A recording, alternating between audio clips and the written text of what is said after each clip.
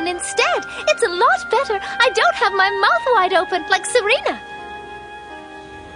I don't always have my mouth open. Moon Podcast Escalation!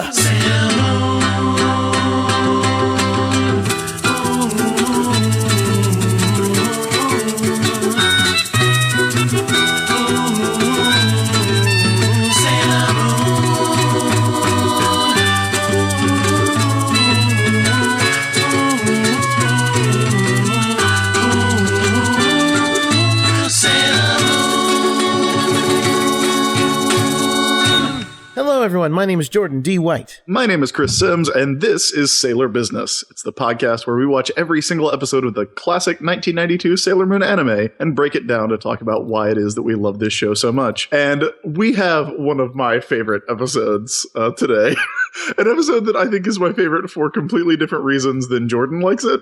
I'm mostly in it for the hamburger shot. I mean, listen, it's one of the best things in the series ever. It is pretty great. And to talk about it, I guess we should say it is episode 27, Crushing on Amy, the boy who can see the future. Yeah. And in order to talk about that with us, we have a guest that I'm very excited about. Someone that I have literally wanted to have on the show since our first episode. And this is finally when schedules have lined up that we can get her on. Kat Murphy is here. Kat, welcome to the show. Chris, thanks for having me. Now, Kat, you and I met because you are the co-founder and co-host of the One Shot RPG podcast that I've been on a couple times, where we were playing the Feng Shui role-playing game, which is kind of an action movie-inspired role-playing game. Yep, based on things like Big Trouble, Little China. That's the sort of feel. Yeah, exactly.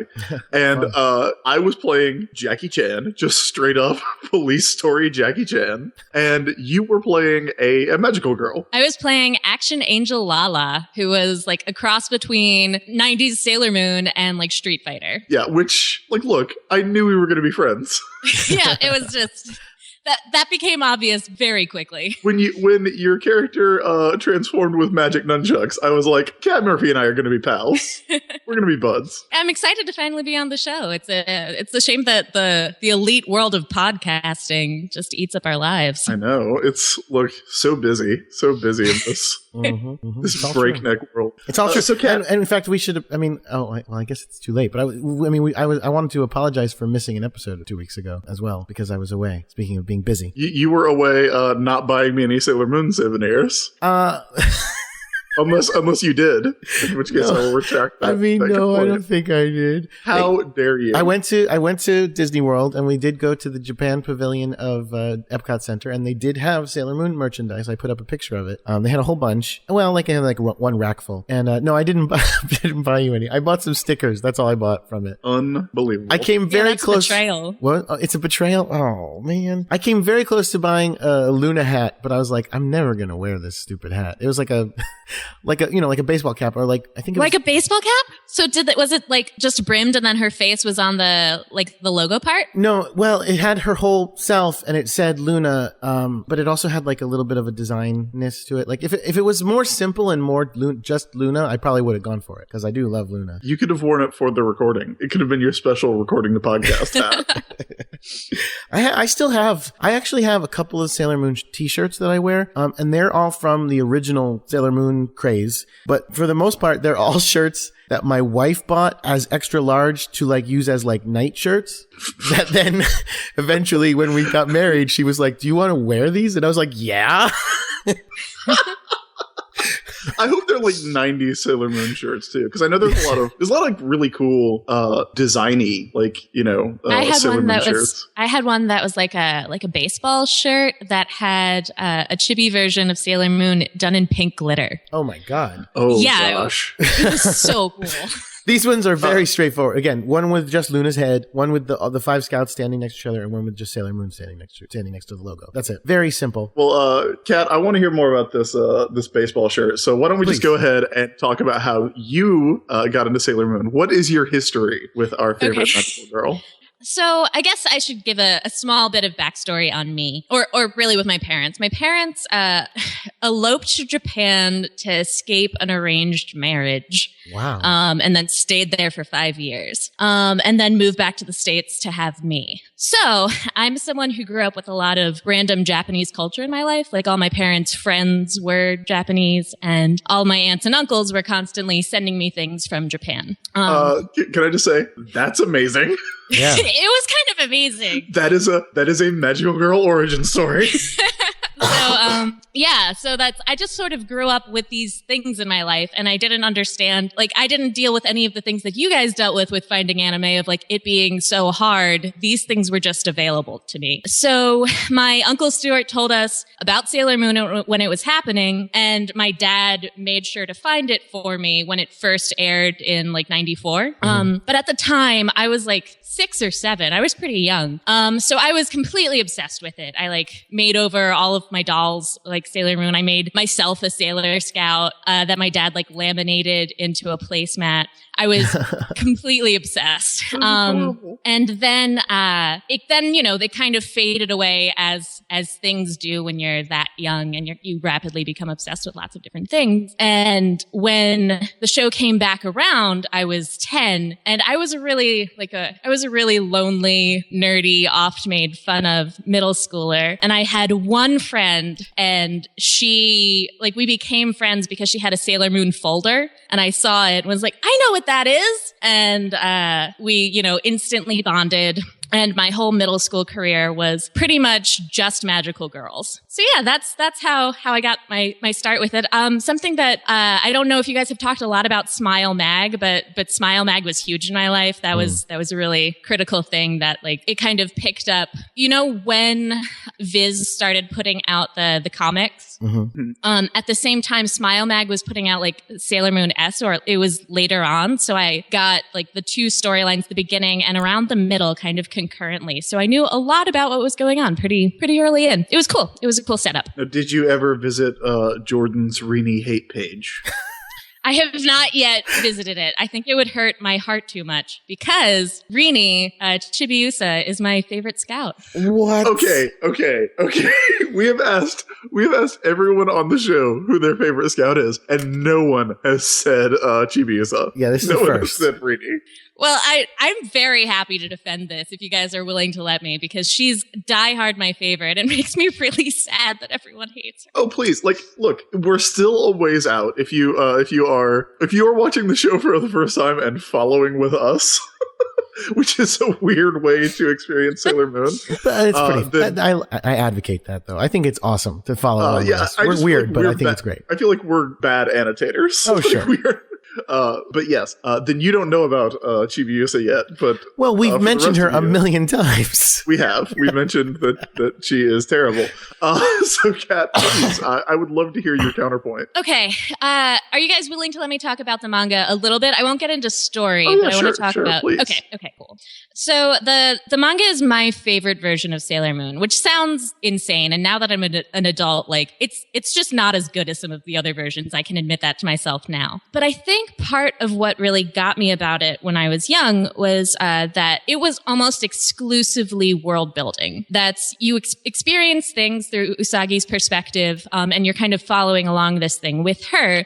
But like, unlike the show, which really fleshes out the other characters, you pretty much only get Usagi powering through a universe and slowly learning about the politics of what's going on with the Dark Moon Kingdom, and then getting on to the next storyline, figuring out what's going on with that villain. It's all story and world building. And as a kid who basically watched the first thing and went, what is going on with Luna? I want to know why she's a talking cat.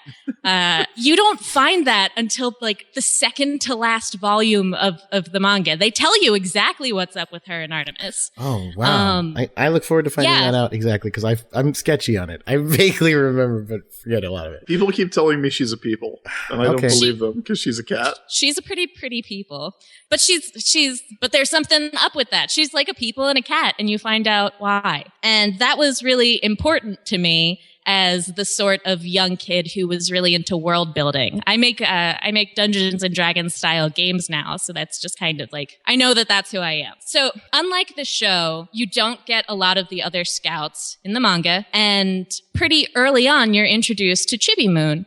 And Chibi Moon, if you guys don't know this, I'm sorry, spoilers, is Usagi's daughter from the future. What? Yeah. Mm-hmm. You know. I didn't guys. know that from when she shows up and Usagi goes, "Hey, that's my hairstyle," and she goes, "No, it's my mom's hairstyle." There are a few clues along the way for careful viewers of the show to pick up on. So basically, she goes through her first story arc where you figure out what's up with her. You learn that she's Usagi's daughter from the future, and they resolve her immediate storyline. But then immediately after, she comes back and she stays in the past with her mom and the scouts, learning from them. And she's really the only other perspective character that we get. I love her because she's exactly like Usagi. But stick with me. Even though Usagi was technically closer to my age, she came across as like the younger person learning from all of the really cool scouts whom I admired. So she was like Robin to Batman. If you were Chibi Moon, you got to hang out with the scouts and learn how to be strong young women from them. And that really resonated with me.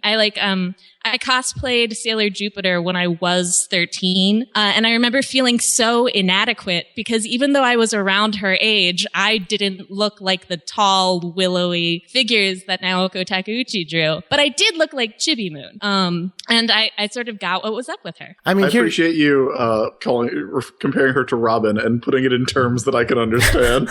Right. Yeah, that was especially me, Chris. I think that the problem with Chibi Moon, for me personally, is very much related to what Chris points out as the problem for Ray, which is to say a lot of it has to do with the way that they have to stretch things for the show, and also even more so the way that DiC released the show. Because the way that DiC released the show was they didn't even finish season 2 before in that first batch of shows, and it just would loop. You'd go along, you'd get Chibi Moon showing up, she would show up and be horrible to Serena a lot and just make Serena mad and say mean, snotty things all the time. And then we don't even get to the end of that season. So we never get to a point in that original run where Serena likes her. So I, as a viewer who loves Serena, don't like her. Yeah, I think that's exactly the same way that it was with me, because as I have mentioned on the show, I love Sailor Moon, but like I don't even think I've seen the end of Sailor Moon R because it was just never on when I was a kid. Yeah, and you know, I'm buying all the DVDs. I'm watching it on Hulu. I'm getting to it now. But for me, Rini, when I was a kid, she's the worst parts of Usagi and of Ray. Like she's kind of, you know, bratty and flighty like Usagi, but she's also mean. Like Ray. Right. Yeah. No, it's really interesting. And like, I feel like the manga justifies it really well. And it retains she does annoy Usagi. But in the manga, you're like, Usagi, why are you yelling at this 8-year-old child? Why are you jealous of her? Chill out. Yeah, okay. Usagi's jealousy of Chibiusa, of Rini, is like off the scale bonkers. It's insane. It makes so little sense. Because it's like, and like, well, it's like, you know, we know that Darien is into this 14-year-old girl, but like we at least know that that's like the floor. Like that is the bottom. Oh no, of his interest range. Like he's definitely not into this 6-year-old. Yeah. So it's that. For me, I love her because I love the manga foremost, and she's really the second main character in the manga in at least the way I experienced it. I also love Sailor Mars, and so much of that love comes from the manga instead of the show. You're right. Looking at the show, she's super mean. Yeah, a lot of people have told us the manga, she's a very different character. And not even just in this fact that they had to stretch it out, but also just in the things that she wants and does are just very different. Right. And the episode that we're going, well, no, in a while we'll talk about a thing with her where I totally forgot that she dated Momoe, dates Mamo-chan. What she would never do that because she hates men. Also, it's really interesting that they made her mean and antagonistic stick to Usagi because she's grumpy in the manga. Like she's really refined and then has these moments of being grumpy. And I think it's so cute that like there's a 14-year-old girl trying to take herself seriously and getting grumpy at situations and her friends have to like chill her out. That's just really cute. And none of that comes across in the show. Yeah. And it cannot be overstated how different the manga is from the anime, just purely in terms of pacing. Yeah. If nothing else, the pacing makes it a completely different experience. Like we're half a year into Sailor Moon at this point. We're over half a year in. We're 27 episodes in, and we are literally at chapter 5 of that's the fifth weekly chapter of the manga. We're not even to Sailor V yet. It's crazy. But that your mention about Ray does kind of segue into this week's installment of Motoki's Game Corner. Which is that I played Sailor Moon: Another Story, the Super Nintendo RPG, for about 5 minutes. God. 5 minutes? Wow. Look, I'm parceling it out. This is going to be an ongoing feature for the rest of the show. Good. So the first thing that happens is that Usagi wakes up. Sensible. Yeah, it's the middle of the night. Luna gets her out of bed because there's some disturbance outside, and you go to jewelry store Osa P, and there's a monster attacking Naru. So it's right on track. That's the first thing that happens? The first thing that happens. The plot of the game from... Well, I was going to say, are you Sailor Moon yet? Or yeah, you're Sailor Moon. Okay. All the monsters from the first arc, like the first season, I guess, all the monsters are coming back. Okay. So you the jewelry store monster is attacking Naru and her mom. And then the next scene is you go to the shrine and all 5 scouts are there. All 5 of the inner Senshi are there. And Ray is mean. So that's where I quit playing. God. Excellent. Kat, we will definitely want to have you back on when Chibiusa gets here, because I feel like she's going to be a divisive figure, and I'm really looking forward to it. Because I know that Betty Fallon is she said if you don't like Chibiusa, then you don't like Sailor Moon, right? Which I think is a strong statement. I mean, look, yes, you know, by the end of the show, you like all of them. You do, even the ones that are jerks. You're like, oh, you know what? I've come to like you, but that doesn't mean they're not jerks. Oh man, already getting into it. We're like 50 episodes. Okay, you're right. Yeah, I'd love to be back for that. But let's go ahead and talk about this week's episode, which is episode 27, Crushing on Amy, the boy who can see the future. Jordan, what is the American title of this episode? Mercury's Mental Match. That's not a bad title. No, it's not terrible. Not 100% accurate. I mean, it's note that he is not Mercury's love match. Oh, wow. And I'm going to tell you right from the start, because we get a little bit of it in the preview. This episode, there's a lot of clothes getting ripped off in this episode. And by a lot of, I mean it happens once. But they all get ripped off. Yeah. They also show it a lot. Yes. The animation just in general in this episode it's like you can tell certain episodes were done by either certain directors or certain teams. And the dude who, I'm going to assume it's a dude for reasons that will become apparent in the second half of the sentence. The dude who likes to give Luna really, really big ears also likes to do a lot of upskirt shots. And that is something there were that a couple here, yeah. in this episode. We also get a new intro sequence. So for those of you who are joining us, our heroine is Usagi Tsukino. She's a Cancer, blood type O. Birthstone is a Pearl. But we don't find any of that out anymore. All that information, you should know it by now. Because instead, we find out that a new Sailor Guardian has joined the team, joining Ami Mizuno, the girl genius, or the kind-hearted girl genius. Yes, come on. Excuse me. And Rei Hino, the hot-headed psychic. We have a 4th Sailor Guardian, who is Makoto Kino, Sailor Jupiter. She has a heart of gold, and she is super strong, and she is awesome. Does it say she's awesome? Or are you editorializing? No, I just said she's awesome. She is awesome. And with 4 Sailor Guardians, nothing can stop us.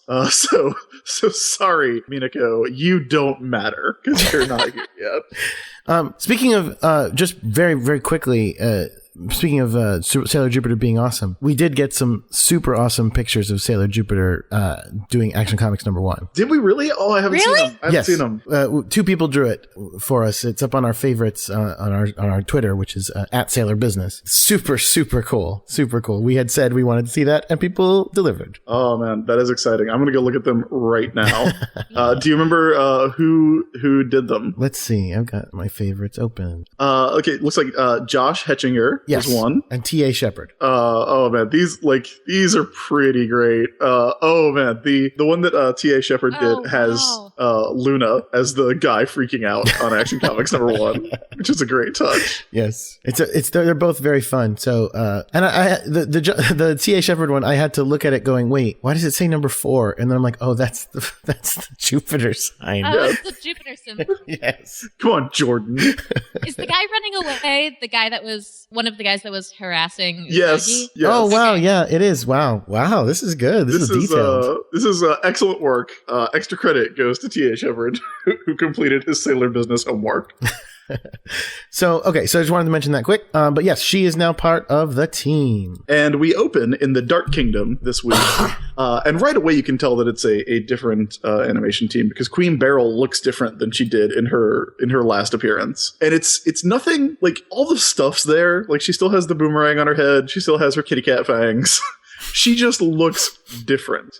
She is not swirling the energy, for one thing, which I think makes her look different. There's no energy swirling in this episode. Yeah, weird. But yeah, that's kind of your first sign that things are going to be a little bit weird in this episode. Because I think we can all agree this episode is visually weird. Yeah, it's extra cartoony. It is. You get a lot of profile shots of the characters, like particularly Amy, that look really. What's the Ranma 1/2 creator? Rumiko Takahashi. No, that's yeah. There we go. Sorry, I know. I was watching it while you guys were talking. Sorry. No problem. Yeah. They look a lot more like those designs. They're much, the heads are much more round, and nobody has quite the pointy chin that they have in previous episodes. Yeah, you're right. So basically, Queen Beryl has called in Kunzite and Zoisite to give them a recap of the series thus far and our current plot line, which involves the 7 rainbow crystals that will combine to form the the legendary silver crystal that they need to resurrect their great leader. And right now, I think, is this the 3rd or 4th? This is the 3rd. This is the 3rd. So right now, Tuxedo Mask has 1, the Dark Kingdom has 1, so you can kind of guess where the next one is going to end up. Yeah, Beryl is basically like, we got the first one, and then you let him get the second one. By the way, we need all of them, so you already blew it. It's over. And so they're like, oh, well, we'll figure out a way to. When he goes to get the next one, we'll trick him into what? I don't even know. They're playing it stupid, to be honest with you. When he goes to get the next one, we'll get the one he already got. Well, why would he have it on him? And yet. He will. Oh, well, yeah, he definitely will. Completely accurate. We shall see as the weeks roll by. That is a perfectly reasonable assumption on the part of the Dark Kingdom. So yeah, that kind of sums everything up just for those of you who are joining us late. Rainbow crystals, silver crystal, great leader. Everybody's getting 1, at least. They've got, Dark Kingdom has red, Tuxedo Mask has orange. It's weird that, are they in order? Because this one is yellow. Yeah, no, it's Roy G. Biv order. Next one is going to be green. Wow, awesome. So from there, we go to, it is morning. Ami Mizuno, the kind-hearted girl genius, she is walking to school. She is walking to school while reading a textbook because she's a genius, and that's what you do when you're a genius. You just study literally all the time. And a boy is running up behind her to talk to her on the street, and his name is Arawa. I missed his first name, but they say it. Luna says it quite a bit. And Arawa is a new classmate at Juban Middle School, aka Crossroads Middle School, and he is taking the same tests as Amy, and he stops her from walking into the path of a falling steel girder that would have killed her and therefore doomed the world. They would have been fine. No bubbles, whatever. Do you think bubble spray could stop a girder? I do. No, I'm saying the scouts wouldn't need the bubbles. Oh, how dare you? How dare you? I'm sorry. Amy is the brains of that team. Well, no, Luna's the brains. Well, depends what Luna's you mean by the cat. Okay. No, Amy's wonderful. I don't want Amy to die. I was just joking. Good. So yeah, the girder falls, and again, in sort of keeping with. I'm trying not to be a creep is the problem. There's a thing I noticed in this episode, which is they animated Amy's clothes a lot more than they normally do. And I think it's because she's the romantic lead of the episode. Do you know what I mean by that? It's sort of a weird thing to say, but again, in this episode, the girder falls and then there's a lot of her clothes flapping around. And then later she plays volleyball and her clothes jump up and you like see her belly more than you normally would. Well, I think it's not just, Please. I think it's not just her clothes though. I think it's her hair too. You know, that's her eyes are a bit more detailed. Mm-hmm. It's kind of like, you know how Cora, as we neared the end, Varric got more handsome? It's since he was supposed to be a romantic lead. They're doing the same thing with her. I think you're right. It seems less to me like it just seems like there's a lot of dramatic wind around her now. Yes. Which is a staple of anime. Like when things are about to get dramatic, the wind picks up and blows your clothes around a little more. But yeah, that is true. And you mentioned that we're going to see Amy play volleyball later, which does not seem in character at all. No. She seems to be playing it recreationally, like it's not for gym class. No, she's wearing her uniform, not her gym clothes. Yeah, which she should be in cram school by then. I don't know who told her she had time for volleyball. No, I actually wrote it down because it's literally the scene after she goes, I didn't get a perfect score, I should study more, and then we see her playing volleyball, and I was like, bullshit. Amy goes home and she picks up a book right then. Speaking of perfect scores, guess who did not get a perfect score? Oh. It's Usagi Tsukino, our heroine, who got I think the test is is it 800 points? Yeah. It's 900. 900, I think. 900. 900, right.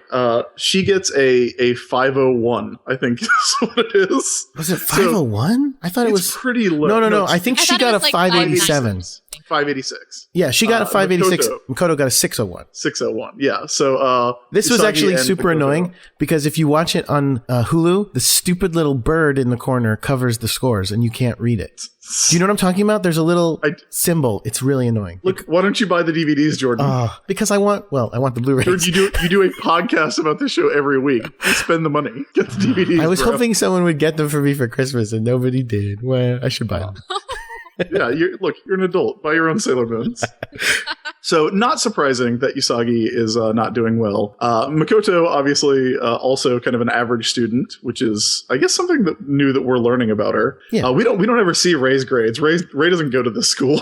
But you know what? You know she does. She's not an Amy, but she does because she's so proud of herself all the time. So I think she does. She takes her health too seriously. Yeah, she if she got a score like Makoto or Usagi got, she would be very unhappy. Yeah, which is weird because Grandpa doesn't care. Like Usagi talks about her mom being mad at her, and we've seen Usagi's mom being mad at her over her grades before. Like it's literally one of the worst things that happens in the show. She throws her out of the house, doesn't she? She throws her out of the house. But Grandpa doesn't care. No. Grandpa's like, if you want to bring some of those girls to study here, feel free. And she does. Oh, so many creeps on Sailor Moon. But you know who else didn't get a perfect score is Amy. Amy got an 899. She's 1 point short. Oh, and her explanation is, I missed one. This was a 600 question exam. if things are worth 1 point each. It would have to be. Yeah. There's no way that it could be. There's no way that it could Or be 900, I mean. I'm sorry, 900. There's no way that anything can be like 1 point off. Like, there's no way to do that math unless everything is worth 1 point. That's terrible. That's a really long exam. Ugh. But our good friend, well, I think of him as Greg. Our good friend, Greg, the boy. Greg. That's his American name. He got a perfect score. How impressive. And so now, okay, I'm going to start the fight. Here we go. You ready? Mm-hmm. Because they run up to Amy and they go, hey, you didn't get a perfect score. She goes, yeah, I missed one. That new dude got a perfect score. Isn't he in your class? Yeah. Oh, hey, Greg.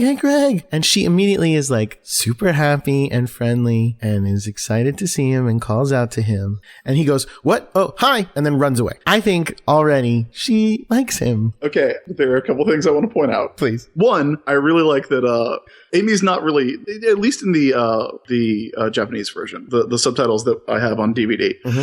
Amy's not really bothered about not making a perfect score, which I think is nice. She does say, I should have studied harder. Yeah, but that's it's yeah, she's not agonizing over being beaten. She's not agonizing over missing one question. She's like, oh yeah, it's, I made a mistake. It's fine. Like, I'll just study harder next time. And I like that because the character who is both smart and also, obsessed over their grades is such a cliche. And I like to see that Amy has a little more depth to her, even if it's just that she is the kind-hearted girl genius. Two, that is the thing that I wanted to bring up. Of course, Amy's going to be nice. She's the girl genius. She's not just nice. She's like excited. She like calls him over. She's like, hey. She like lights up. All right. Third, this dude did just save her from being crushed by a girder. I would be happy to see him too. Wait, no, hold on. That's you're interpreting. I mean, you're right. That is what happened. But she doesn't know that. All she knows is she knows that she turned around and then didn't get hit by a girder. Yeah, but she doesn't think it's on purpose, or she shouldn't. No, she doesn't know that it's on purpose, but she knows that it happened. All right. Like if if someone stops you, like if you drop your wallet and don't walk into traffic because you're picking up your wallet, you don't go, oh, my wallet must have known something. You're like, oh wow, good thing I dropped my wallet. You don't go, guys, check out this wallet. Look at this awesome wallet. It saved my life. Fourth and final point, and then we can finally let Kat talk. Oh. Feel free to agree or disagree anytime. Fourth and final point, the episode's called Crushing on Amy. It ain't called Amy's Crush. Yeah, well. My interpretation of this episode, which we will get to as it goes on, Amy is not interested in this guy. She's very friendly. She is not interested in this guy because Amy doesn't like boys. I don't think Wow. that's supported, but there you go. We'll see. Yeah, I don't think it's supported that Amy doesn't like that, or that Ami isn't interested in boys. I agree that it's not the strongest romance plot, and because he clearly does like her, but I don't think she's opposed to him at all. It's interesting that you guys are, I don't know, it's interesting how much passion is going into this. I mean, look, Jordan thinks Greg is Amy's one true love. Wow. I didn't say that exactly. But I think Makoto is Amy's one true love. Doesn't Greg come? I think Greg comes back a couple times. Greg does come back. Greg does come back, yeah. I mean, he comes back in the episode where Amy's going to go to Germany, doesn't he? I think maybe. Am I mixing up Amy stories? I can't remember. But I mean, you're right. Here's the thing. Yes, the reason that Greg or whatever his name is in the Japanese version, the reason that he Rio. is he stands out as her one true love is because he is her only love in the show. Interest in this show. Yes. So that does, I mean, yeah, I understand that then Chris is going to turn around and go, that's because she's not interested in any boys. Obviously. I mean, look. We'll see. We'll let the listeners decide. Compare to Usagi, who has a Mamoru and Motoki and Jedi. And like so many crushes. What's I forget the name of the Sailor Star that she's kind of into. It's let's see, I don't know about that. Yeah. Seiya? Yeah.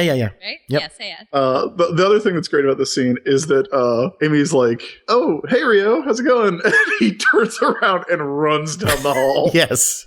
Like, we get a long shot of him just like sprinting down the hall, which is hilarious. And then it's not like but it's so like not cartoonish. No, it's not like it's a real run. It's like Nervous Boy. Yeah. It's presented so dramatically, and then Usagi's eyes light up. She immediately gets it. It's so cute. It is. She's so cute. I forgot how cute she was in this. See, that's why you can't like Chiba Yusa, because she crushes this adorable girl's feelings. All right. I disagree. I feel like I'm going to take Betty's quote and turn it a little in that, like, if you don't like Chibiusa, you can't like Usagi either. What? Not because you don't like Sailor Moon, not because you don't like the show, but you can't like Usagi because they are the exact same person. Oh, no. They behave identically. I don't know. Usagi does not ever engage in gunplay. And neither does Chibiusa. She pulls out a gun in her first appearance. She doesn't pull out a gun. That isn't a gun. All right, we'll get there. Whatever. Get there in like a year. Yeah, so we cut to the roof where Rio is having a flashback about when he met Amy when they were taking the national exam, which is actually, I believe, a callback to Amy's first appearance, because one of the first things they talk about is how she got a perfect score on the national practice exam. And he has a newspaper clipping from that, from when the newspaper reported that this, local girl got a perfect score on the national, the best score in the nation. That's weird that he carries around a clipping about Amy. It's the only picture he's got of her, dude. Yeah, I mean, that's still weird. He's crushing on her. Japan's obsession with pictures is a little creepy, though. Wait, what? Pictures in the schoolyard? You keep pictures of the person that you like? It's creepy. I always thought it was really creepy. That seems totally normal to me. Really? I mean, listen, I never carried around a picture of somebody that I had a crush on, but like... Well, I mean, look, we're living in an era where we have phones. So, oh yeah, well, I guess nowadays he would just be like, he's up on the roof, like scrolling through her Facebook pictures. Yeah. Today it makes a lot more sense, but when they're pictures that you didn't give to the person, that they weren't taken with your permission, there's an element of creep there. Okay, yeah. The Melvin pictures where he's taking a picture of the teacher at the gym. Exactly, and stuff, yeah. like the picture of the I will say it's less creepy than Melvin's creep shots. Absolutely, more creepy than not carrying around a newspaper clipping about Amy. Fair. And Usagi just rolls up. She just sidles up. Wait. First, this flashback really quick. Oh, right. I forgot about the flashback. He's spazzing out during an exam, erasing really hard.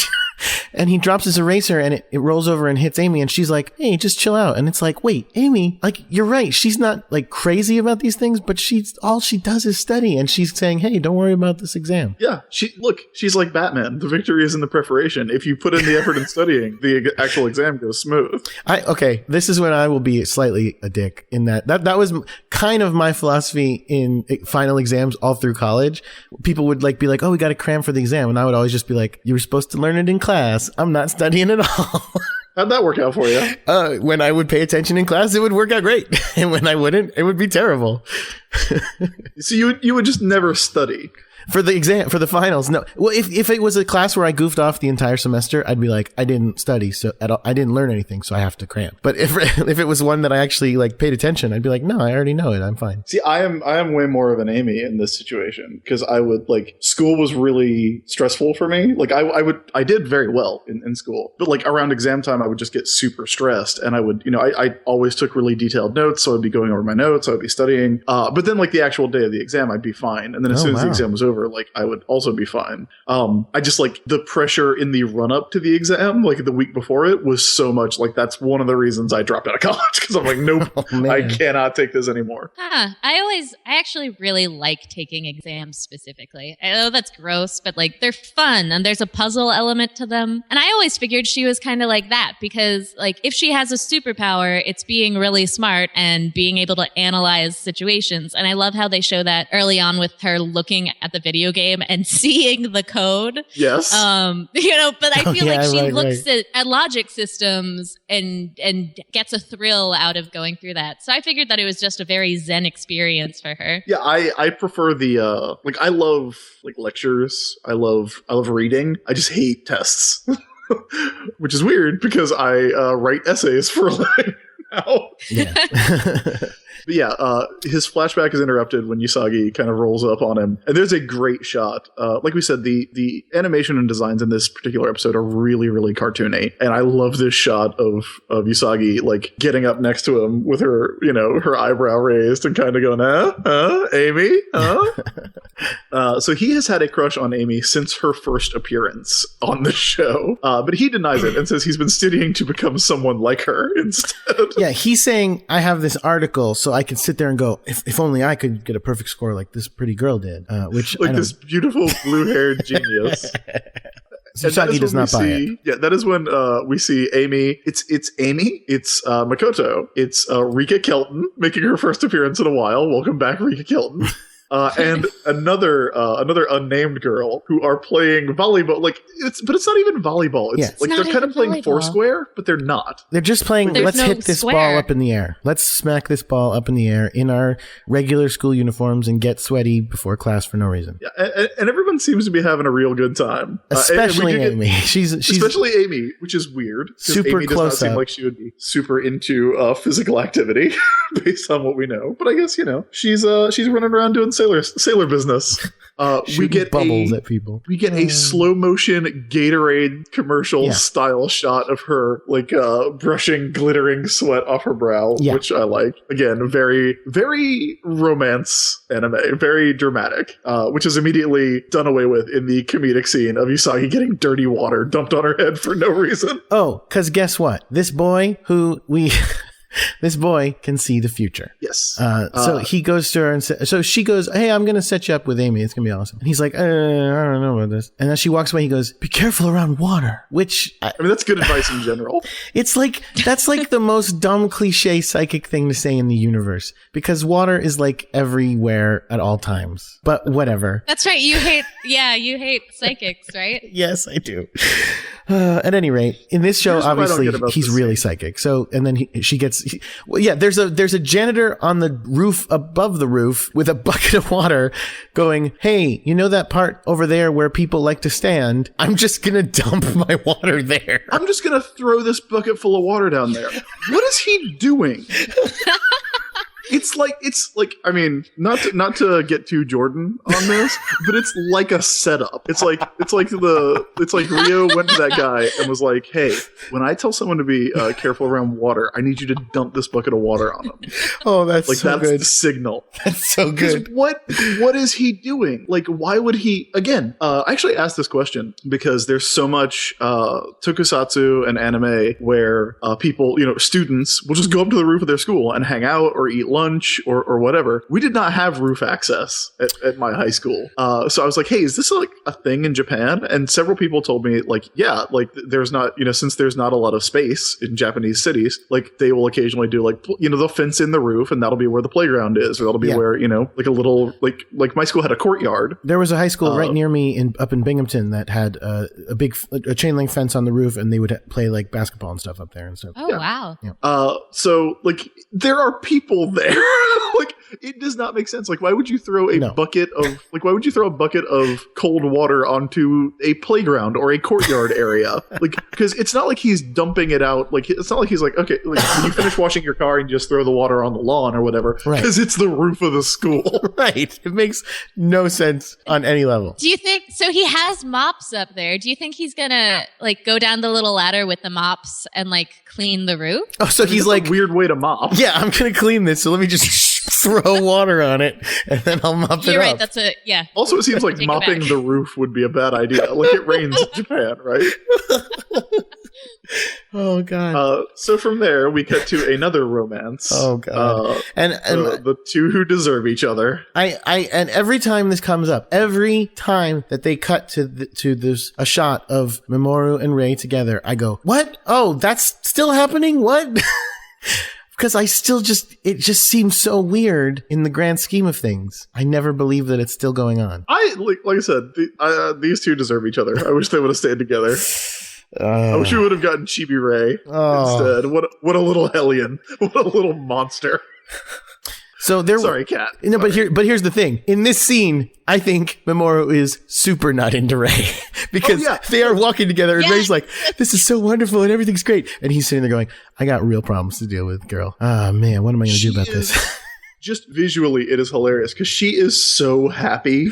It's like the happiest we ever see Rei, and she is like clinging to his arm, and he is making the Will Arnett in Arrested Development face. I've made a huge mistake.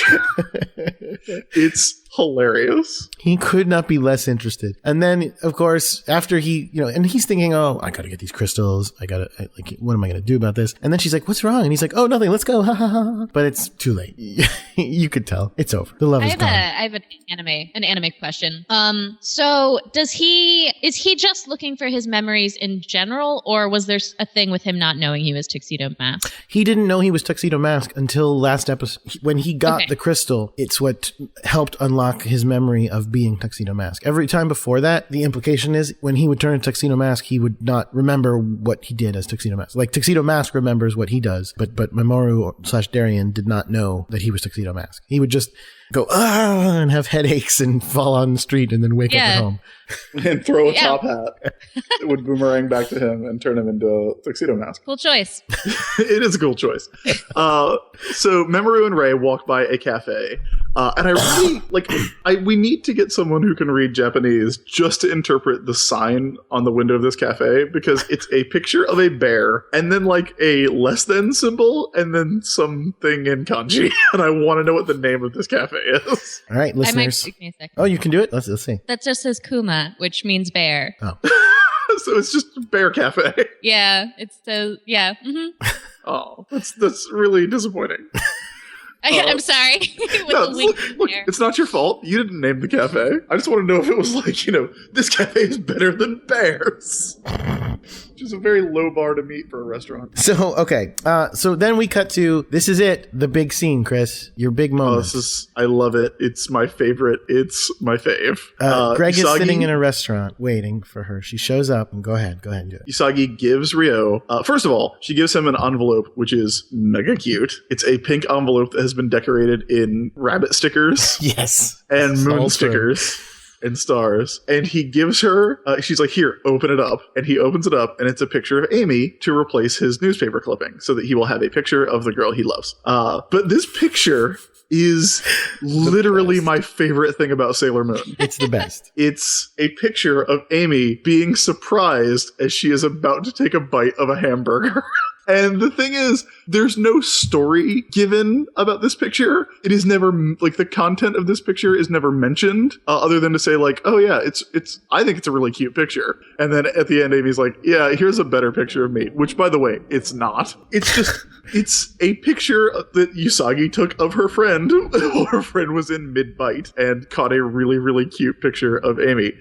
I have mentioned this on the show before. For my birthday, my girlfriend sent me a picture of herself doing this. Like, she went out and got a hamburger and got a friend of hers to take a picture of herself being surprised as she was about to eat it. It's the best. Well, I mean, I think I can even make it better for you. Oh, yeah. With a Japanese culture lesson. Oh, okay. Okay, so there's this notion in Japan of ochobo, which more or less is like little mouth, and it's this standard of beauty with women where they're not supposed to open their mouths very wide, and it's like it shows you're delicate or whatever. So fast food chains were wondering why women weren't buying their hamburgers and had to figure out a cool marketing scheme so that women in public would feel comfortable opening their mouths wide enough to eat a hamburger. So I adore that in this photo you can tell that Ami she just doesn't care at all. That's screw Ochoba. She's hanging out with her friends and eating a hamburger. And it makes me love her a lot. But she definitely doesn't want a picture of it floating around. No. Well, I mean, Devin mentioned as well that when we were on our honeymoon, I made sure to take pictures of her while she was eating because of this as well. Like, this is like a huge formative moment in like so many people's lives, I think. It's because it's so cute. It really is. Like, we talk about, I mean, even without the added layer that we just got from Kat, like, it's a really cute picture of Amy. I mean, because we never see her doing anything but studying. And in this episode, wow, we've gotten volleyball. We've gotten burgers. This was the moment that so in rewatching this, I was like, oh yeah, I kind of remember this episode. And then we got to the picture and I made a really high pitched squealing noise. Because I'd forgotten that this was the episode with that picture. Mm-hmm. That picture means a lot to a lot of people. It's so great. It's so great. And it's adorable too. And I love that this is the picture because, look, we know that Usagi has pictures of all her friends. Yeah. Like, if Usagi has this picture, she has tons of pictures. So I love to imagine the scene that we don't see where Usagi goes home and opens up her shoebox full of pictures of her and Naru and Amy and Rika and probably none of Rei, actually. Probably no pictures of Rei. But no, I love that she opens up her shoebox full of pictures and pulls out this one and is like, this is the cutest picture of Amy. He will love this. And she's right. Well, but I wanted to say, speaking of adorable though, after she gives him the picture, she sits back and self-satisfied sips from her straw of her green drink of some sort, and that's pretty adorable as well. So she wants Ryo to tell Amy how he feels. She is going full matchmaker on this. Oh, yeah. And he explains that he didn't want to tell her before he could beat her in academics, which is a weird way to start a relationship. Yes. I would say. Now that I'm smarter than you, I think you should go out with me. And you must recognize the wisdom of that because I've beaten you. Listen, it's an opening line I've used on several occasions. While this is going on, though, the moonstick, which Usagi is just carrying in a picnic basket. Is it a basket? It looks like a basket. I guess it's her purse. But it's an open purse. Like, it's just a huge open thing. And it's right on top. Plop. There it is. It starts reacting and flashing because, spoiler warning, Rio is a host of one of the rainbow crystals. But the purse is open, so there's just like pink flashing light emerging from the purse. And no one seems to notice or care except Luna. Because Luna is always looking, keeping her mind on sailor business. And so Luna is like, I'm going to have to deal with this. But doesn't. Yeah, but doesn't. They just bail. So they leaving him with the thing, and she's like, no, it's unacceptable that you're not going to ask her out. I'm going to go get her, and then I'll bring her to you, and then you'll ask her out. So she leaves to do that. And what's funny is we fade to Zoisite watching him, meaning, did Zoisite just see Serena and be like, whatever, like that's some girl who sort of looks like Sailor Moon, but it's not a big thing. This guy has a crystal. Judging by the angle, Zoisite would have been like using the crystal and then going like, God, when is this girl going to move her giant head with these two meatballs on it so that I can see who she's sitting across from? So Zoisite's like, yes, this dude, rainbow crystal, awesome. And then we cut to my second favorite thing about this episode, which is Usagi goes to talk to Amy at her cram school, and the cram school is called OK Cram School. Yeah, what? You'd think she'd go to very good cram school. Yeah, you would think. Highly effective cram school. Do you remember the name of the school in her first appearance? Oh, I just remember it being like Crystal Seminar or something. But like Crystal Seminar. That's what it was. It was Crystal Seminar. Maybe after Crystal Seminar, everybody's just like, yeah, let's not go to anything with a flashy name. This is good enough. It's okay. How good is your cram school? Okay, it's okay. But this is maybe that's why she only got an 8.99 on that test. She's only been going to OK Cram School. But there's another sign in this that actually I pointed out. I was even more excited about. And I don't know if this is real or if this is something they just made up for the show. Across the street from OK Cram School is Red 5. What's that? Okay, first of all, for those of you who don't know, Red 5 is Luke Skywalker's call sign in his X-Wing squadron. Whatever, nerd.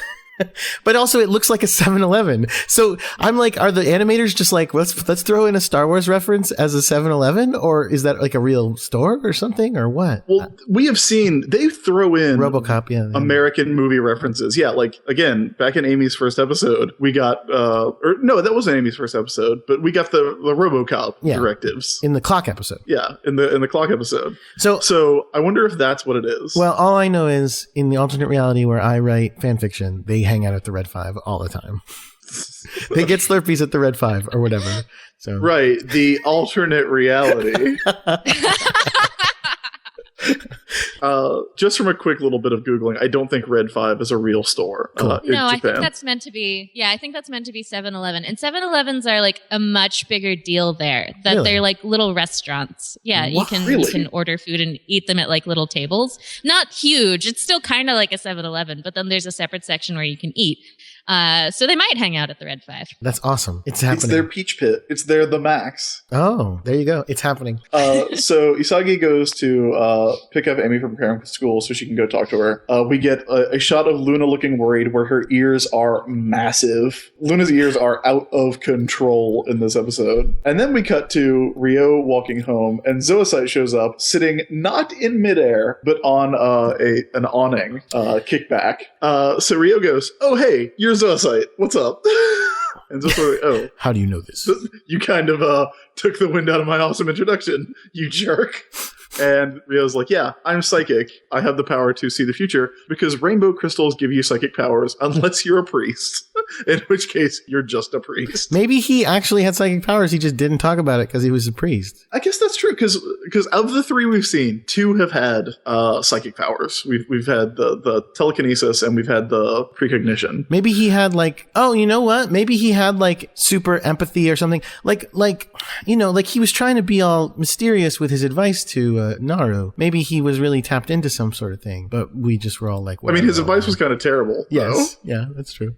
So Zoisite knocks Ryo down and is going to pull the rainbow crystal out of his body. But just then, Amy and Usagi come around the corner, and we get an amazing shot of Amy's immediately all business. She's like, "Oh, it's Zoisite," and Usagi almost falls over. It's really great. So they transform and they stop the rainbow crystal from being extracted from Ryo's body. Something that I love, just a little thing, is that it goes through all of Sailor Moon's transformation, and then it does Ami's transformation, and then Sailor Moon like goes through her whole speech, and then Ami goes, "Also, I'm Sailor Mercury and I'm here." Yes. Just in like nothing dramatic. Just I am also here. No, just I'm here. And me too.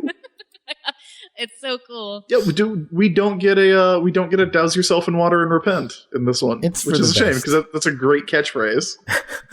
So, okay. So this is where Amy's like, I'm going to help. Hey, Greg, you go fight Zoisite. That'll be easy enough. Yeah, come on. Oh, You can wait, do it. no. We First beat of all, two of these guys. I'm sorry. I needed to also mention the lameness of this scene, which is they transform, and right at the end of the transformation is the commercial break. Oh. It's between the transformation and the speech, Yeah. which is hilarious. Yeah, because it's like, oh, you know that thing you see every time? The end. Come back in a minute and we'll see more. I'm like, what? That's a terrible place for a commercial break. Anyway. I think it's a good place for a commercial break What? because you know that the action's about to start now.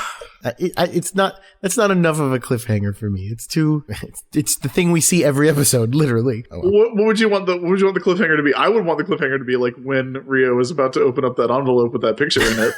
Sure.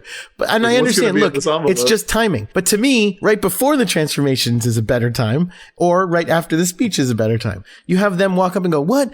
Greg's getting destroyed, Ryu's getting destroyed.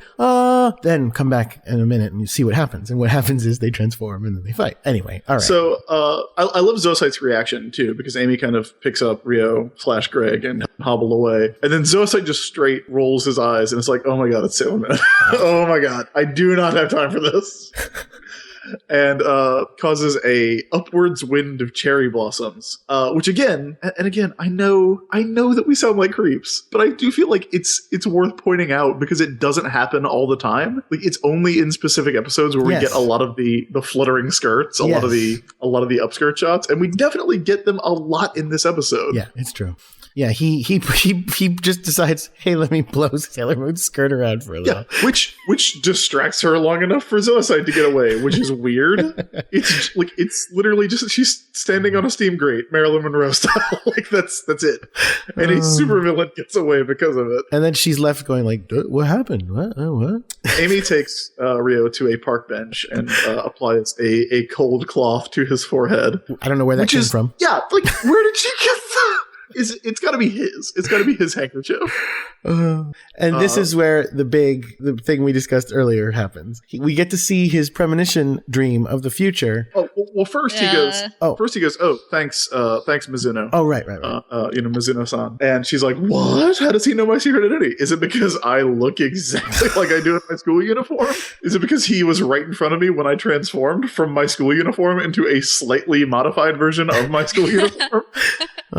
Well, yes. And so, go ahead. Oh, it's just, and then she keeps it up. You know, throughout the whole conversation, he like relentlessly calls her Ami, and she's like, "No, that's not me at all." Like, at what point? You're just confused. At what point do you give it up? That she's just like, "Nope, I'm gonna keep pretending that this tactic of repeating "you must be confused" is going to work." Seems very I wouldn't have expected that from Sailor Mercury. So his also, dream. go ahead. There's a scene before this where Luna's like, "Hey, Usagi, we gotta hurry. We gotta go find Ryo and Amy because she might be in danger." You know, the Moonstick reacted to him, and Usagi goes, "Well, the Moonstick would only like Luna. That's stupid. The Moonstick would only react if he was a monster. You know, like all the people who have been attacked by Zoisite."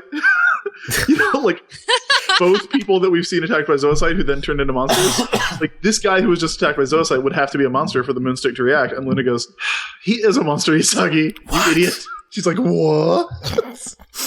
Then we get the premonition dream sequence. Right. So we all know he's going to turn into a monster. So he has the premonition of being this monster, who, by the way, has scissor hands and a compass hand. He's a Swiss Army knife. I don't Which know. is, again... Do Swiss Army knives come with, like, compasses, though? Like No, a he's- protractor compass? Yeah, he's like math things. Because I think like his fin is like a ruler, sort of. I think he's a Swiss Army knife. I think I don't see how scissors factor into a math setup. that's true. No, you're right. So He's a well, really odd monster. at any rate, Which is weird because we figured out why Boxy was a boxing priest. right. Game Sen was at least had, the crane game arm and the whack-a-mole arm. So there was a connection there. I cannot figure out, like, if it's a math thing, it kind of makes sense. But as we're talking about it, I think you'll see that he's a Swiss Army knife. But Swiss Or Army at knives least don't that's- have a compass in them. Yeah, they can. What? For what? They can have a little compass on. For navigating. No, not that kind of compass. The kind where you draw a circle. Oh, a compass.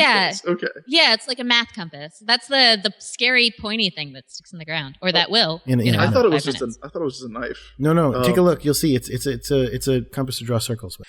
But again, regardless of all this stuff, his vision is still We're super really freaky. stalling. Because We're really stalling. his vision is, I'm going to fight Amy, and I'm going to, let's say he thinks he's going to kill her, basically. But what literally happens is he tears off all her clothes. He cuts off her clothes. All of them. Which, like, including boots and gloves. Yeah, every stitch of her clothes. Now, it goes without saying this doesn't happen in the American dub.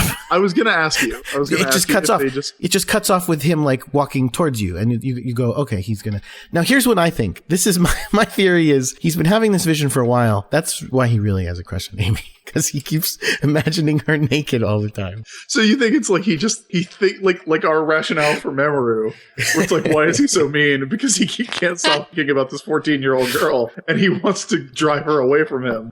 You just think it's that he keeps seeing visions of this girl naked, and he's like, well, he's young. Well, I and guess that means I have a crush on her. Yeah, he doesn't know very many naked girls, and he's like, well, she's pretty. So what I figured it was, I figured that he had a crush on this girl, but he kept having these visions and was like, oh, I need to not indicate to her that I like her in any way until after that. That he's like pushing off dealing with his feelings because he's scared of attacking her. Right. I mean, that's the sensible explanation. Yeah, sorry. Never mind. Your thing instead.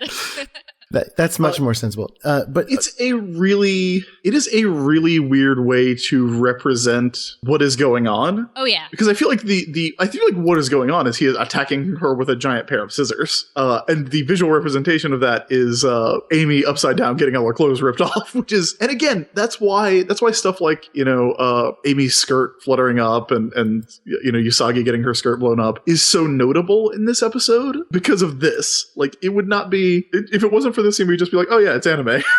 Like, right, that happens sometimes. But, I mean, because this scene is so weird. Again, it's the extreme nature of it.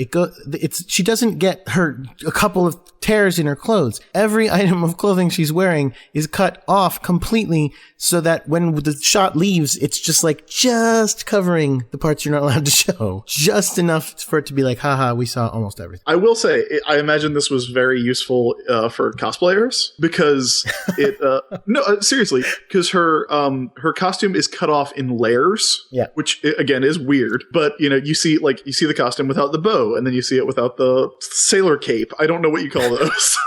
Chris is slow-moing through it. And you see it without the skirt. So, and then of course it gets completely ripped off. So I imagine if you're going to construct a Sailor Moon costume, this would be the episode that you want to watch. Screen accurate. You get to see it in layers. So he wakes up. It's like that issue of New Teen Titans where Dick Grayson and Wally West quit being Robin and Kid Flash, and Robin takes his shirt off, and so you see that, at least according to George Perez, he's wearing like a green swimsuit.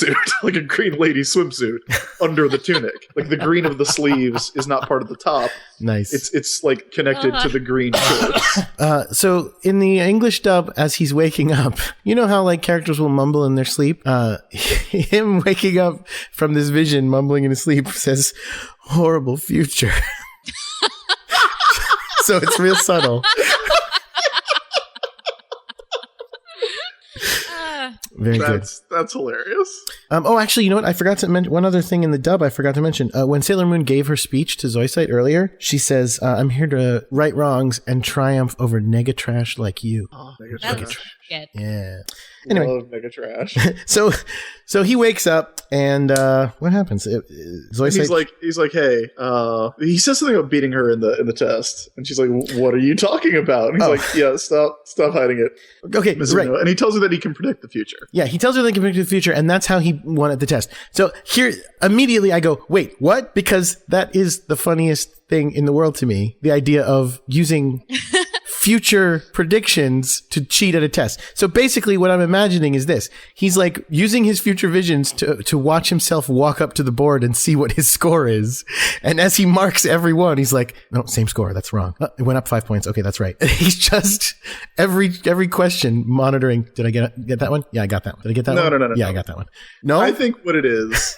Look, I think that I don't think he's intentionally using his power to cheat. I think what it is that he is studying hard, but I don't think he can control his future visions. So he just had a vision of what would be on the test. He had a vision of himself looking down at the test paper. Oh. And then if you know that, like, why wouldn't you study that stuff? Of course. I think yeah. he just had an unfair advantage in what to study. Damn it. That's way more sensible. That's my theory anyway. All my ridiculous theories are being blown away this episode. So he goes... Sailor Scout being attacked by scissors. So she says... she's like, no, I'm not Amy. I'm Amy. And he's like, all right, listen. We both know I'm going to turn into a monster. Here's what I need you to do. When I turn into a monster, kill me. Kill me because I will kill you. So kill me. Now... She's like, what? No, that's crazy. No, what? But what she doesn't say is, hey, we actually have a healing ray. Like, we have a thing. It turns you from a monster into a person. Look, it's new. It's only been used twice. It hasn't been fully tested. Amy is going to go by the scientific method here. It needs to be repeatable. She can't guarantee it. All right. I mean, and to be fair, it is going to be trouble, but it will work. So that's when Zoisite shows up, right? Yes, Zoisite shows up and is like, oh, this is like amazing side eye from Zoisite. I was like, oh, you're gonna fight you with the bubbles? Okay, cool. All right, I'm just going to go ahead and take this rainbow crystal then. Peace out. And we find out that Urawa is one of the 7 great monsters whose name is Bunboo, which is spelled exactly as it sounds in the subtitles. It's Bunboo. Although they actually pronounce it Bunbo. Bunboo. Well, I think they say Bunbo. Bunboo. Yeah, you're right. It would be Bunbo. But in the English one, they just Zoisite call doesn't it have a southern accent. What are you talking about? Sure, Zoisite has a southern accent. Boom. So, what, like, does this, like, again, we found out what is it, Bakshi meant priest, right? And also boxer. Gamesen was, I believe, what they call arcades in Japan, maybe, or is at least close. It's close to Game Center. So is Bumbo anything? Do we know? Let's see. I'm trying Google. Google says no.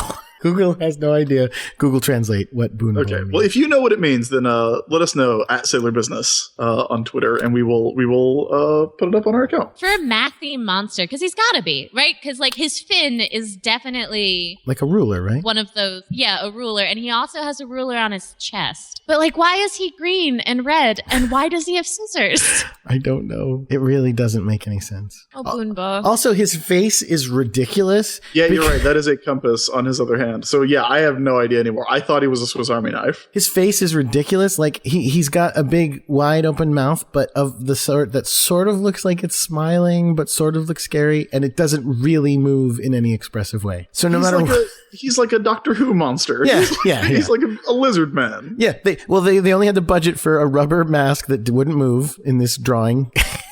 Yeah, this is another one of those things where the monster looks like it could be a monster on a live action show, which is so weird that we run into weird things that look like they're filming a live action show on a budget. But rather than attacking Amy with his compass hand and his scissors, there is enough left of Urawa in the monster form in Bunbo to attack Zoisite instead. So Amy ducks, the monster throws itself at Zoisite, and Zoisite is like, oh, hell no. And Zoisite now uses a power that you would think Zoisite probably would have employed before now, which is that she makes Bunbo to about 15 feet tall. Yeah.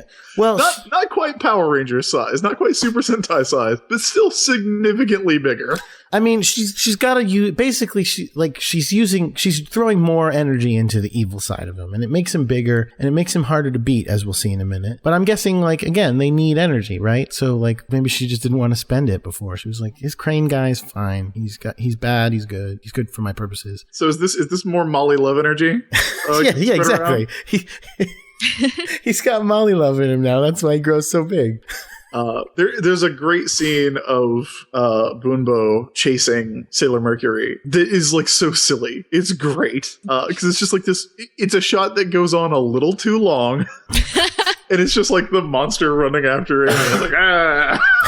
But he's so like, I mean, he has scissor hands. You know, he's got giant scissor blades for hands. He's 15 feet tall, but he's so not threatening. Like, he is the least scary monster. He just looks like, again, he looks like a dude in a suit. He's kind of lumbering and awkward. Yeah, it's true. And he gets close to them. He almost stabs them, which, you know, a big scary shot for them. Going, ah. And she does the moon healing on him, and it doesn't work. Like we said, he's too jam-packed with energy. He can't be healed in this form. So they're like, oh my God, what are we going to do? We have to like weaken him first. So they're about to get killed. And what happens? Sailor Mars and Sailor Jupiter show up. They knock the weapons out of the sky. They show up and they start fucking him up is what they do. Well, they only attack his weapons, actually, because they're about to kill the good guys. And then Mercury goes, oh yeah, that's right. We have moves. I forgot. And she finally does her bubble move. And then again, we cut. Well, Amy didn't want to attack him. Amy didn't, because this is the first. Bubbles don't hurt anybody. Oh my God. Bubbles are very effective. Whether they're an effective maneuver or not, they definitely don't hurt anybody. All they do is confuse them. But what about Pokemon? Well, I don't know What about about Pokemon. Bubble Beam? I don't know about that. But we what about know Mega Man 2, Jordan? we know Mercury Bubble Blast does not hurt people. It just makes it hard for them to see. It freezes them. You've doesn't- seen it freeze people. It doesn't freeze this guy in the slightest. It makes fog around them. And again, cut to a shot of him in the fog looking confused. No expression changed because his face doesn't move. He's just like, But Amy, like right before Jupiter and Mars show up, Amy is telling Usagi not Don't to kill attack him. Yeah. Yeah, she does say don't kill him. And so, and then that's what's so funny about what happens next. So she shoots the bubbles, and then Luna's like, now do it. And Sailor Moon's like, cool, I'm pulling out my killing move. Now, I know, spoilers for 2 seconds from now, it doesn't kill him. But as soon as she starts doing Tiara, Amy should be like, did you not hear what I just said? Do not kill him. This is the move that you use to kill everyone. To be fair, Bunbo is much bigger than any monster that they've fought. Like, again, he's, like 12 feet tall. Yes. So it is believable that maybe Moon Tiara action wouldn't just blow a smoking hole through his chest like I imagine that it does. Well, for some what reason. it actually does is like super weird. It lands on his head. Yeah, she flings it perfectly onto his forehead. And then lightning strikes and he shrinks. I so want them to be like, you threw that perfectly. And she's like, yeah, I meant to do that.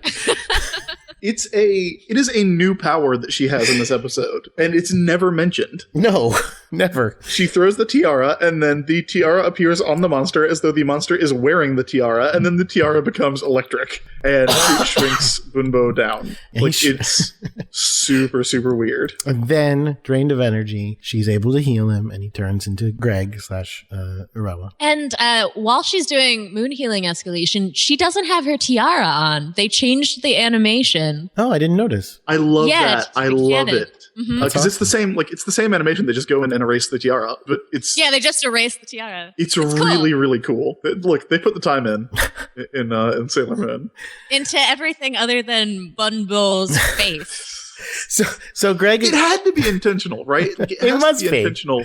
that they like someone like some directors of this show have to be like Tokusatsu fans, Right, exactly. That's what and I have was to going be to say. like because again, not only does this monster look like a dude in a rubber suit, but he also grows. Like the bad guy goes, "Grow, monster!" So it has to be like I'll tell you what the person who directed this episode likes: upskirt shots and Tokusatsu. So Greg falls to the ground. Amy runs over to him. Oh, are you okay? Yeah, I'm all right.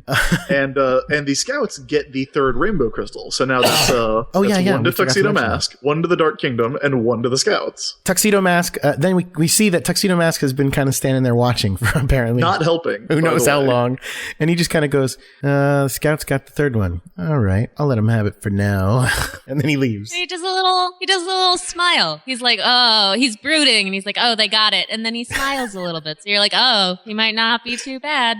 Maybe. So then, Maybe. We'll cut see. to the final scene. Hey, what a wonderful romance! They're going to start dating, and then he's going to be a regular part of the show. No, his father's moving again. He just moved into the school. He's moving out of the school that quickly. He's about to board a train and be gone forever. He gives back the picture of the burger picture to Amy. Oh, we forgot to say that she found it in his pocket when she was Sailor Mercury. Yeah, what do you think she thinks? What do you think she thinks he got that picture? She probably thinks he took I it. hope she immediately knows. I really hope that she just knows that it was Usagi. Obviously, Usagi took that picture, so she knows that it is a picture from Usagi. So, but I like to imagine her going, "Where, where did you get this picture?" Well, when he gives it back, Usagi's like, "Dude, don't give it back." So she kind of gives herself away. Realizes that it's kind of it's a cute picture of Amy, but it's also kind of an embarrassing one. Sure. So I think that's why Usagi's like, "Oh, don't tell her I gave you that one." So he gives it back, and she goes, "Here, take this one instead."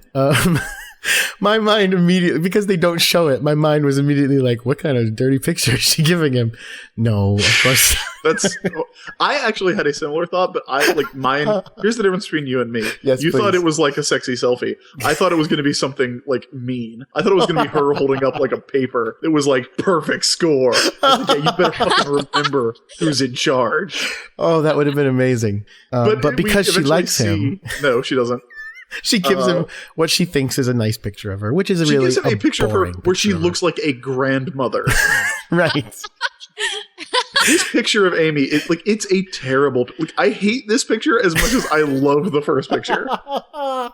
Yeah, it's not good. Amy. I mean, it's fine. It's fine, but it's not. Amy doing the Glamour Shots head tilt, and she's wearing a greenish teal jacket with padded shoulders and a massive purple bow tie. But it's horrible. But here's the thing. After she gives it to him and he gets on the train, she runs, like, smiling and laughing after the train and stands on the edge of the platform being blown by the wind of the train in a romantic-y kind of way.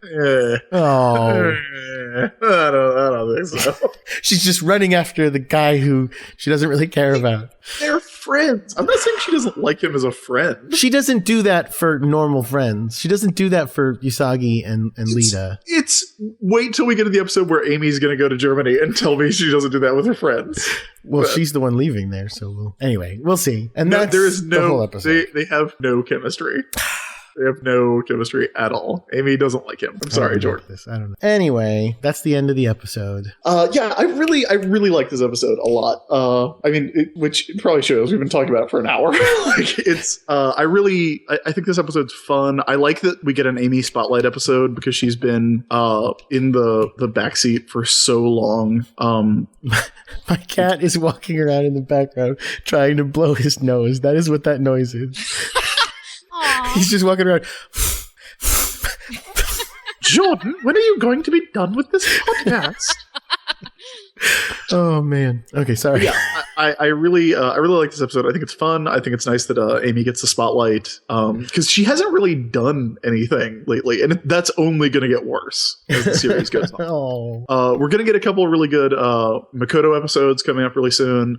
We eventually get a really good Rei episode where we actually see Rei at her school, which is really fun. But Amy gets this one and then the one where she is going to go to Germany, and that's kind of it for a long time. We don't get a lot of Amy-centric episodes, which sucks because, I think we all really like Amy, or at least Jordan and I do. I'm assuming you do, Kat. I love her, yeah. Well, I mean, you love you love all of them. At least I do, but yeah, she's a sweetie pie. Yeah, they're all my favorite. I mean, Amy's probably, it's sort of weird. I thought I liked her more than I do. Like, I think she might be my number 4 of the 5.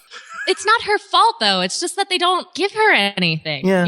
And like that's the back to the manga. That's true for everyone. And it's not until like the short stories after that you get these cute things. Yeah, like and she more or less has a story like this in the like short stories that happen after the manga. And it's like, well, I really could have used that earlier. Right. I could have known how she felt at all about the idea of romance. I mean, I guess part of it too is that, again, that early season and 3/4 or whatever it is that they showed that I knew in the very beginning, Sailor Venus didn't do much. And so I didn't really like Sailor Venus that much. But again, as the show goes on, I like Sailor Venus more and more, and Mercury kind of fades away. So yeah, I think you'll come in liking Sailor Venus a lot if you read Codename Sailor Oh, Maid. sure. Because she's so fun in that. Like, because she's exactly like Usagi. Right. Like she's a slightly more famous Usagi. Like, she's really great. After Chibi Moon, she's my favorite. And I just think it's really cool because she's supposed to be the leader of the Scouts. And even though that's weird because clearly Sailor Moon is their leader, I like the idea that they have an official leader anyway who is the same person.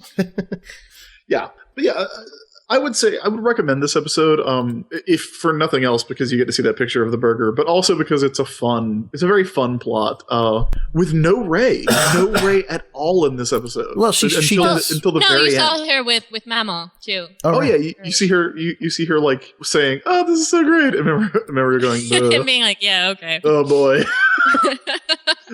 this was a bad choice. But yeah, very, very little Ray, which is kind of surprising. Like, the show hasn't quite figured out how to handle its ensemble cast yet, which I don't know if that's intentional or not, because really, unless I'm mistaken, like, the only time that we're really going to see all 5 of the Scouts together doing stuff together where they're all kind of equally important is, well, I mean, there's the finale and even the episode that Moon Animate Makeup did, the episode with the photojournalist. Like, Jupiter doesn't do a whole lot on that episode. That's mainly a Usagi and Ray story. So I feel like the finale is the only time that everything's going to come into place, which is, fine, because all those episodes that are focus episodes set up what happens in the finale really well, I think. But we're getting ahead of ourselves. Jordan, thoughts on this episode? Well, it was a blast. This is an episode that, just like you, had a huge effect on me as a young person, as a child when I watched it. Love that picture. Although except for me, it meant that they were a couple, and for you, it didn't for some reason.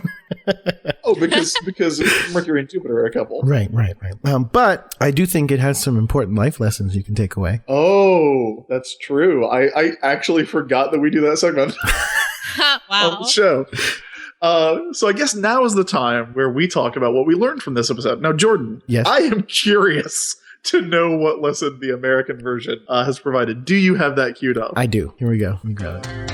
I know I'm not the best student in the world, like Greg and Amy, but it's important to take school seriously.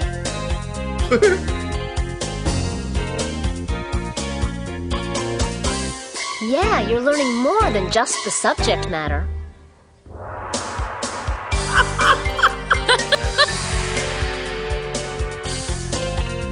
And some people actually learn to be on time, Sailor Moon says. This is my favorite Sailor Moon says yet, because without the visuals, it's just Sailor Moon going, "I'm not a great student."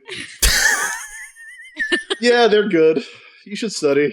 It's like long pause. The visuals barely help it, because the visuals are stuff you just saw from the show. Like, when it's like, you learn stuff other than just, they just show the thing of him erasing and dropping the eraser and her giving it back to him. Like, that is meaningful in some way, which it is not.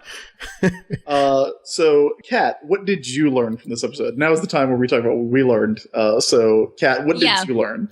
So I'm going to take the easy one stretch because I'm curious. So I'm going to say I learned that people look adorable when they eat hamburgers. Oh no. Yep. Figure it out. How dare you? Wow. Dag nabbit. Well, what did I learn then? I need a minute to think about it. Yeah, what else was there to learn from this fine. We still don't know what Bunbo is. I learned that if you are a 14-year-old boy who frequently has dreams about your pretty lady classmates naked, then that is abnormal. You should be very worried about that. That is. You need to maybe go see a doctor. Horrible future. Horrible future. Jordan, what did you learn? I learned that, you know what? I learned that school isn't everything and you shouldn't take exams too seriously. And even if you get a 600 out of 900, you're still the best character on the show. You learned the opposite lesson from what Sailor Moon learned. Right. Isn't that what I'm supposed to learn? You shouldn't worry about these things. It doesn't matter. Yeah, why not? Because you could be the smartest person in the class, but it just means that you have weird visions and you're not going to end up with a girl. Kat, any final thoughts on the episode? I really like this one. I like how much of Ami you get to see, and I love how her friends treat her throughout the episode. Like, towards the end, when she's giving, what's his name? Urawa, the photo, if you look at how Usagi and Jupiter look at her, that they're like, huh? As though they didn't know that their friend could have such depth of emotion. Yeah. in just handing, yeah. He's not like math. Right, exactly. They're just like, whoa, what? Our friend's a person. And that's cool. It's cool that we get at least that little bit. Yeah, it's a good one. It's a good one. I would recommend it. But yeah, that brings us to the end of this episode of Sailor Business. So Kat, could you please let everyone know where they can find you online? The best place to find me online is at oneshotpodcast.com. Aside from that, I guess I personally keep an Instagram and a Tumblr that are Kat Murphy is Magic. Cool. I am on Twitter as @crackshot, except instead of an O, it is a 0. I am on Twitter at the ISB. That's THEISB, as in Bishoujo Senshi Sailor Moon. And you can find the show on Twitter at Sailor Business. Please follow it. Let us know if you have any Sailor Moon fan art, any Sailor Business fan art. No one has drawn you and me yet, Jordan. You're the only one to draw you and me. Yeah, feel free to do that. That's awesome. We love that. Draw me and Jordan as tennis balls and eating hamburgers. Why not? Eating tennis balls, eating hamburgers. The best. You can also find the show on iTunes, of course. And if you enjoy what we do on Sailor Moon, or here on Sailor Business, why not give us a review or a rating? Drop a little 5 stars on us and help other Sailor Moon fans find the show. That does it for this episode, but we will be back next week with The Painting of Love. Usagi and Mamoru get closer. Ooh. Until then, keep your mind on Sailor Business.